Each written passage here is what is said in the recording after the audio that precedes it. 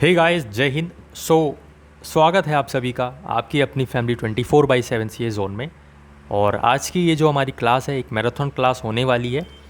GK का जो हम एक टेस्ट है या मॉडल पेपर आप कह सकते हो हम देखने वाले हैं। और यहाँ पे हम एंट्रेंस एग्ज़ाम की प्रिपरेशन करते हैं। तो अगर फैमिली में नए हैं आप तो फैमिली को सब्सक्राइब करके बेल बटन ज़रूर दबा दें, जिससे आने वाले दिनों में आपको सभी क्लासेस का नोटिफिकेशंस मिलता रहेगा। आगे बढ़ते हैं। तो ये हमारी फैकल्टी है, आप देख सकते हो हर एक सब्जेक्ट की फ़ैकल्टी मौजूद है। अगर आप एंट्रेंस एग्ज़ाम क्वालिफाई करना चाहते हो और थोड़े से भी सीरियस हो तो ये जो प्लेलिस्ट आपको फ्री ऑफ कॉस्ट यूट्यूब पर मिल रही है, इसको आपको चार्ट डालना है, रट डालना है, एक एक वीडियो रट डालनी है। और उसके बाद आप एंट्रेंस एग्ज़ाम में बैठना, तब बताना कि एंट्रेंस एग्ज़ाम देने में आपको मज़ा आई कि नहीं आई। लेकिन मेरी फर्स्ट स्टेटमेंट याद ज़रूर रखना कि हर एक क्लास चार्ट डालनी है।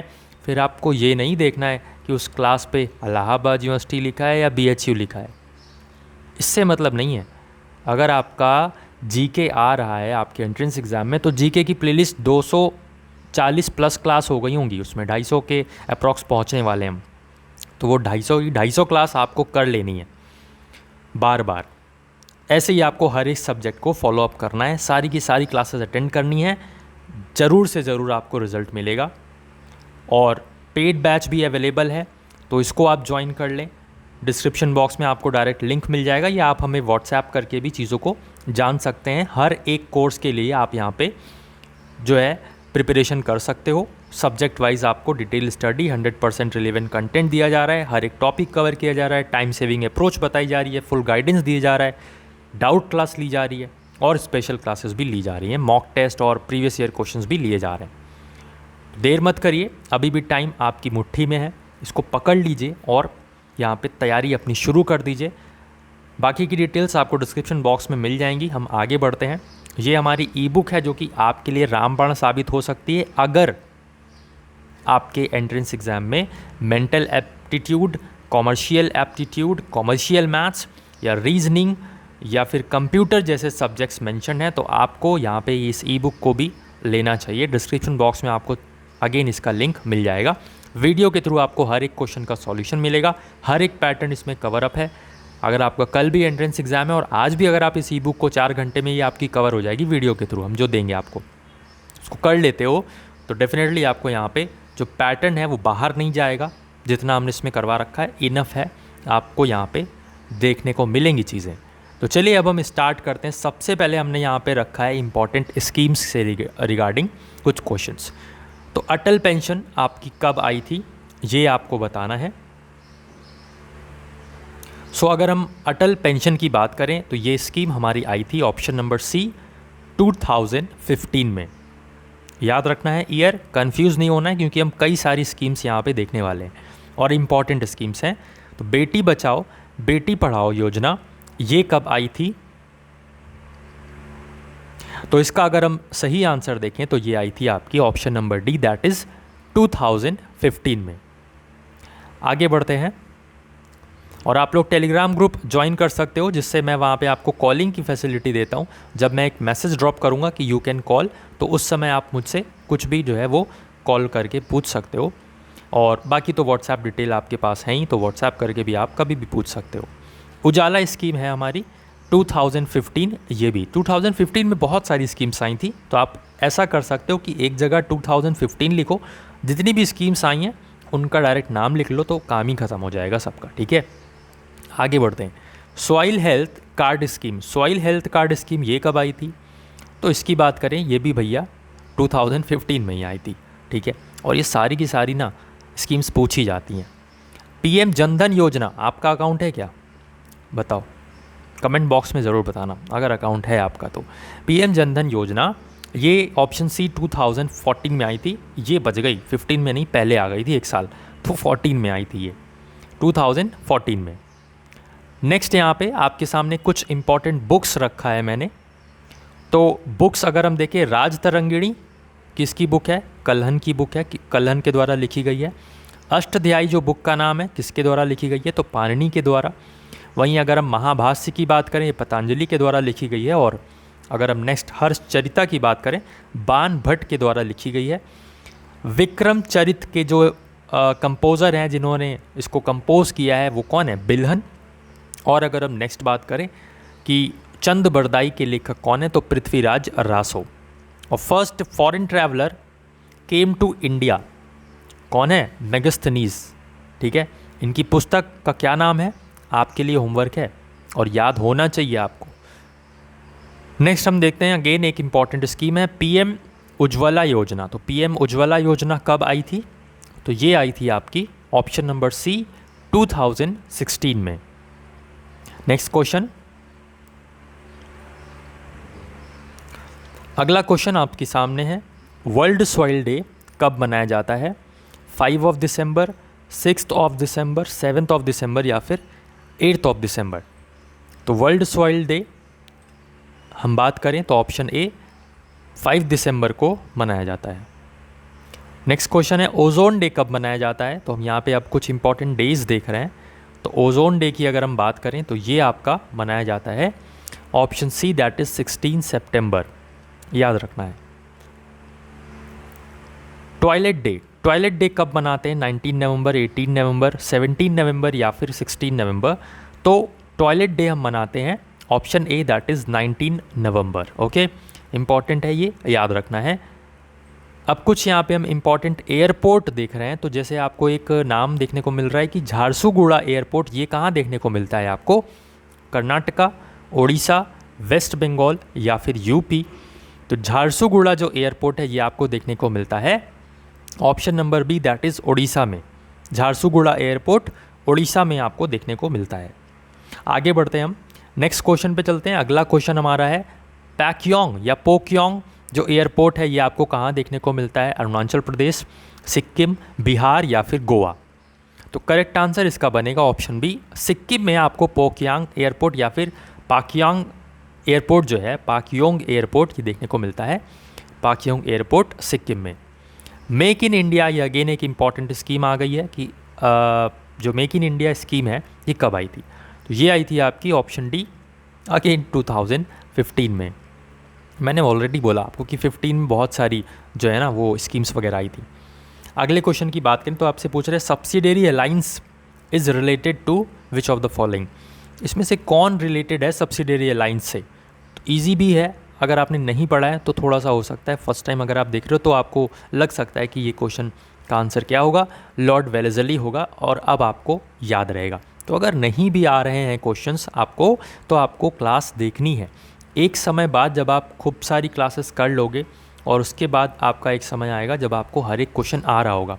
आपके बीच में से ही कुछ ऐसे स्टूडेंट्स हैं जिनको हर एक क्वेश्चन का आंसर आ रहा है क्योंकि उन्होंने पढ़ा है। ठीक है, तो पढ़ते रहिए, रिवीजन करते रहिए। हर एक क्लास को मैंने बोला आपसे जैसे, तो पकड़ के चलना है, पूरा पूरा चार्ट डालना है। नेक्स्ट क्वेश्चन है कि father of local self government कौन है?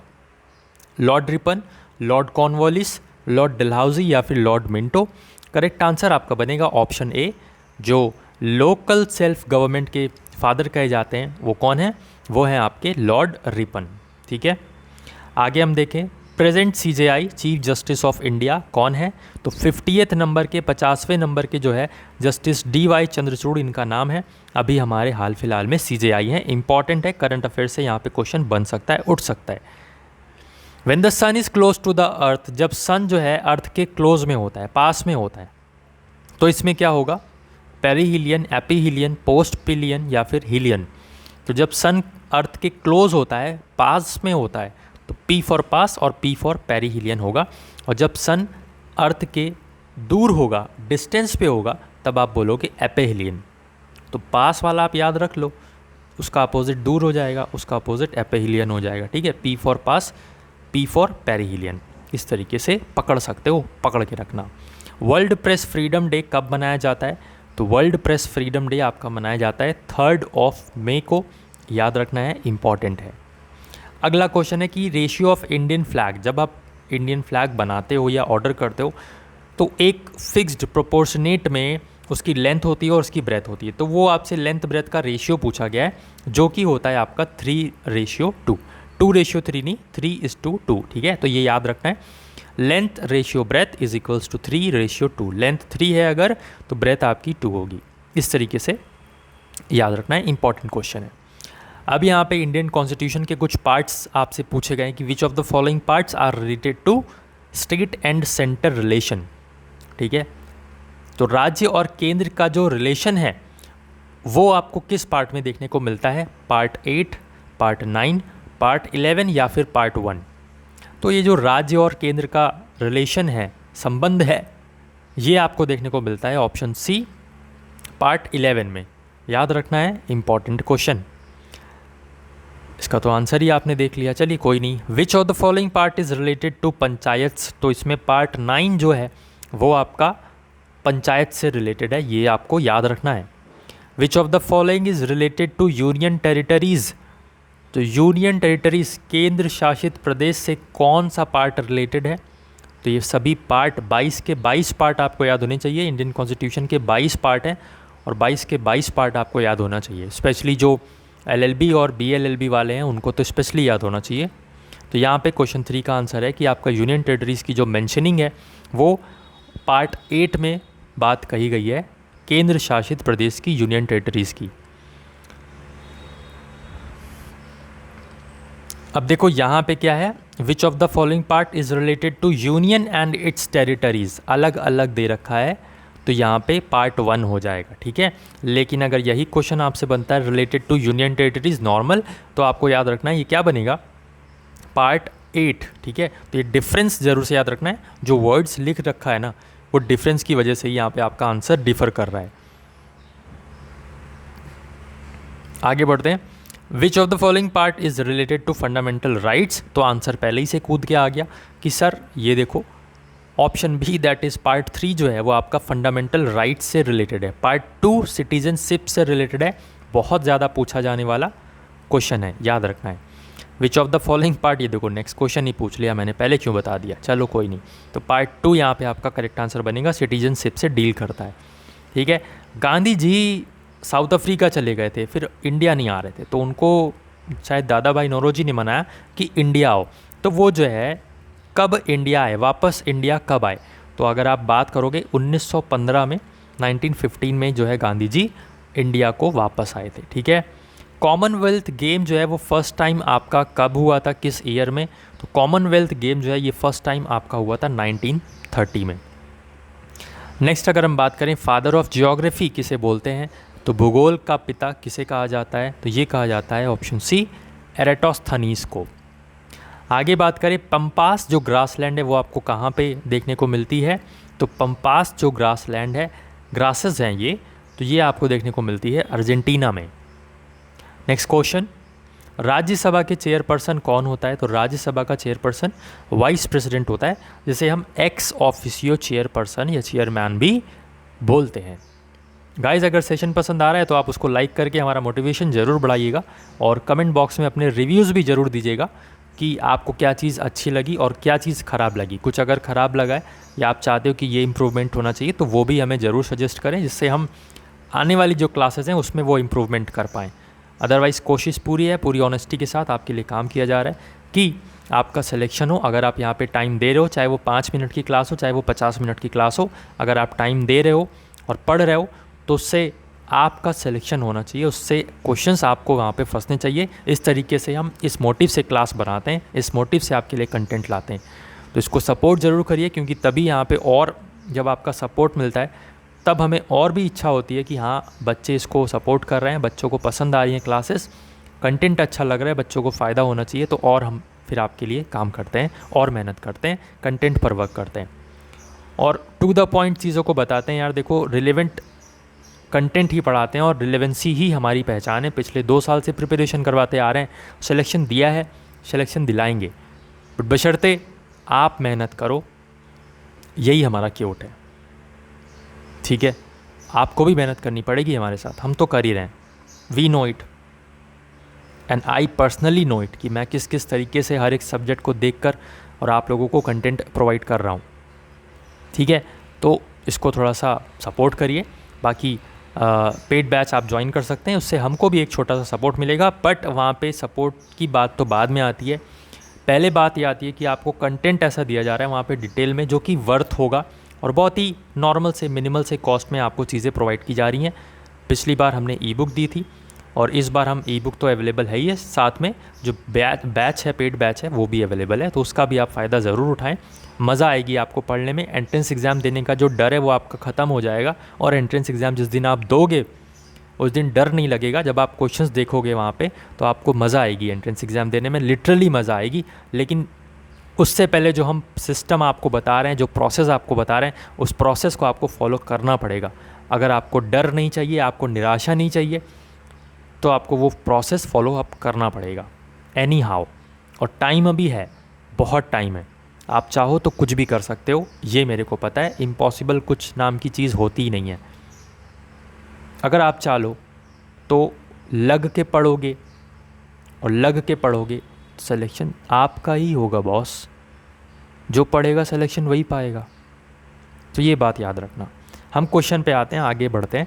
Bye which of the following article children is prohibited to work in factories. तो यहाँ पे इसका जो आंसर है आर्टिकल 24 से चिल्ड्रंस को मना किया जाता है कि बच्चे जो है वो फैक्ट्रियों में काम नहीं करेंगे। ठीक है, तो प्रोहिबिशन यहाँ पे आर्टिकल 24 में किया गया है। बाकी आपको व्हाट्सएप की डिटेल दिख ही रही हैं नीचे, तो आप इससे जो है हमें कांटेक्ट कर सकते हो और बैच वगैरह या जो भी आपको पूछना है तो पूछ सकते हो। ठीक है, बैच वगैरह भी ले सकते हो। डिस्क्रिप्शन बॉक्स में आपको डायरेक्ट लिंक भी दिया हुआ है। आर्टिकल 17 आपसे पूछा गया है टोटल कितने आर्टिकल हैं, टोटल कितने आर्टिकल हैं, तो आप कहोगे सर 395 आर्टिकल हैं। 22 हमारे पास कॉन्स्टिट्यूशन के पार्ट्स हैं और 12 शेड्यूल्स हैं। ठीक है, फंडामेंटल राइट्स कितने हैं और फंडामेंटल ड्यूटीज़ कितनी हैं। राइट्स, फंडामेंटल राइट्स 6 हैं और फंडामेंटल ड्यूटीज़ 11 हैं। ठीक है, तो ये भी याद रखना है, कंफ्यूज नहीं होना है। पता चला फंडामेंटल ड्यूटीज़ तुम मार दो 6 और फंडामेंटल राइट्स मार दो 11, उल्टा हो जाएगा फिर। ठीक है, तो फंडामेंटल राइट्स 6 हैं और फंडामेंटल ड्यूटीज़ 11 है। Okay, moving on. आर्टिकल 17 आपका रिलेटेड है अनटचेबिलिटी से। हिंदू मैरिज एक्ट आपका कब आया था, तो ये आया था 1955 में। आगे हम बढ़ें तो finance minister in the court of Akbar कौन था। अकबर के 9 रत्न थे। 9 रत्न आपको याद होना चाहिए कि कौन क्या था। देखो टोडरमल उसमें क्या था, उसका फाइनेंस मिनिस्टर था और यहाँ से क्वेश्चन बनता है तो इसको आप याद रखेंगे। अब कुछ आपसे यहाँ पे डायनेस्टी और उसके फाउंडर से रिगार्डिंग यहाँ पे क्वेश्चन है। जैसे कि आपको दिख रहा है कि स्लेव डायनेस्टी का जो फाउंडर है वो कौन था। कुतुबुद्दीन ऐबक, चंद्रगुप्त मौर्य, जलालुद्दीन खिलजी या फिर पुष्यमित्र शुंग। तो स्लेव डायनेस्टी की हम बात करें तो कुतुबुद्दीन ऐबक यहाँ पे करेक्ट आंसर बनेगा, फाउंडर था उसका। खिलजी डायनेस्टी का फाउंडर कौन था, तो आप कहोगे Jalaluddin Khilji is the founder of Khilji dynasty, Khilji वंश का संस्थापक था। आगे बात करें तो मौर्य डायनेस्टी का फाउंडर कौन था, तो ये आपका चंद्रगुप्त मौर्य था, ऑफ कोर्स राइट। तो option B is the right answer. आगे बढ़ते हैं हम। शुंग डायनेस्टी का फाउंडर या स्थापक कौन था, तो यहाँ पे पुष्यमित्र शुंग इनका नाम है, याद रखना है। कण्व डायनेस्टी, कण्व वंश का संस्थापक कौन था, तो वो थे आपके वासुदेव, है ना। कण्व वंश का संस्थापक कौन था, वासुदेव था। आगे हम बात करें तो किसने, इसमें से किसने जो है कुतुब मीनार का कंस्ट्रक्शन शुरू करवाया था। अच्छा, कुतुब मीनार अभी जो आप देख रहे हो इसमें 3 लोगों का हाथ लग चुका है। मैं आपको 2 नाम बता रहा हूँ, तीसरा नाम आपके लिए होमवर्क है। पहला नाम है कुतुबुद्दीन ऐबक। इसने जो है ना इस कुतुब मीनार की जो नींव आप कह सकते हो वो रखी थी। ठीक है, और उसके बाद कुछ यहाँ पे बोल्ट फ्रॉम द ब्लू आप कह सकते हो या फिर स्काई से जो थंडर स्टॉर्म होता है वो टाइप का हुआ और इसकी एक जो वॉल थी वो गिरी। इल्तुतमिश ने उसको रिस्टोर करवाया और एक और उसके ऊपर एक फ्लोर बनवाया। फिर उसके बाद इल्तुतमिश के बाद एक और आता है, तो वो कौन था, तीसरा पर्सन कौन है जो इसमें शामिल है कुतुब मीनार के निर्माण में, जो अभी आप देखते हो। आपके लिए होमवर्क है, बताना है आपको। पाइबोस is the feature of whose reign, तो किसके शासनकाल के दौरान आपको पाइबोस या सिजदा जैसे जो फीचर है वो देखने को मिलते हैं, जिसमें आप इस तरीके से और अपना पूरा सर जो है वो ऐसे झुका लेते हो और ज़मीन पे ऐसे करके आप जो अगर कोई आ रहा होता है राजा तो उसको आप ऐसे ज़मीन पे अपना सर झुकाकर नमन करते हो। तो ये जो नीति थी ये बनाई थी किसने, बलबन ने। कट्टर टाइप का था और एकदम ऑटोक्रेट था, मतलब राजा जैसे होता है ना उसी तरीके से था ये। एक पर्टिकुलर वर्ड नहीं आ रहा है मेरे को, नहीं तो बहुत अच्छा वर्ड है वो, अभी याद आएगा तो बताऊंगा। आगे बढ़ता हूँ, लेकिन इसका आंसर बलबन था, याद रखना है आपको, ठीक है। लॉन्गेस्ट डे की हम बात करें, लॉन्गेस्ट डे आपका कब होता है, सबसे ज़्यादा बड़ा दिन कब होता है, 21 जून को होता है। गर्मियों वाला दिन वैसे भी बड़े होते हैं, लेकिन 21 जून को सबसे बड़ा दिन होता है, ठीक है। और सबसे छोटा दिन तो 21 दिसंबर को, ठीक है, वाइस वर्सा। यहाँ पे आपके सामने ये दो क्वेश्चंस हैं, तो इसको आपको क्या करना है, इसमें डे निकालना है कि 12 मार्च 1987 को कौन सा दिन पड़ेगा और 20 जून 1967 को कौन सा दिन पड़ेगा। ये आपको जो आपकी ट्रिक्स हैं, जैसे फाइंड करते हैं हम, तो वो आपको यहाँ पे डेज़ निकालना है कि सोमवार पड़ेगा, मंगलवार पड़ेगा, क्या पड़ेगा। अब ये नहीं कि कैलेंडर में देख लो और फिर कह दो सर ये पड़ेगा। उसके कुछ 5-6 मेथड होते हैं करने के, तो वो आप ट्राई करो, देखो कि किस तरीके से यहाँ पे आपका आंसर क्या बन रहा है। कमेंट बॉक्स में कमेंट करके बताइएगा। तो फ़िलहाल के लिए बस इतना ही। कैसी लगी क्लास आपको कमेंट बॉक्स में कमेंट करके ज़रूर बताइएगा। बाकी जो क्वेश्चंस आपको होमवर्क में दिए हैं उसका भी आंसर आप ज़रूर से करिएगा। और यहाँ पे ध्यान रखेंगे चीज़ों को कि ये जो आपका पेड बैच है, इसको आप यहाँ पे ज्वाइन करेंगे। सो जो भी यहाँ पे बैच ज्वाइन करने में इंटरेस्टेड है, डिस्क्रिप्शन बॉक्स में आपको चीज़ें दी हुई हैं। किसी से भी कोई ज़ोर ज़बरदस्ती नहीं है, लेकिन हाँ एक पर्सनल सजेशन ज़रूर है, क्योंकि चीज़ें ऐसी हैं जो आप अगर फॉलोअप करोगे तो डेफिनेटली आपको रिजल्ट देंगी। और भटकने से अच्छा है कि एक जगह टिक कर पढ़ो और सब कुछ पढ़ो, दैट्स इट। बाकी फ्री वाला जो है वो भी बता रखा है, ई बुक है वो भी बता रखा है, पेड बैच है वो भी बता रखा है। Now the time is yours, now the choice is yours. अपना ख्याल रखिए, बने रहिए, पढ़ते रहिए, रिवीजन करते रहिए और प्लेलिस्ट में लगी हर एक क्लास चार्ट डालिए। जय हिंद, जय भारत।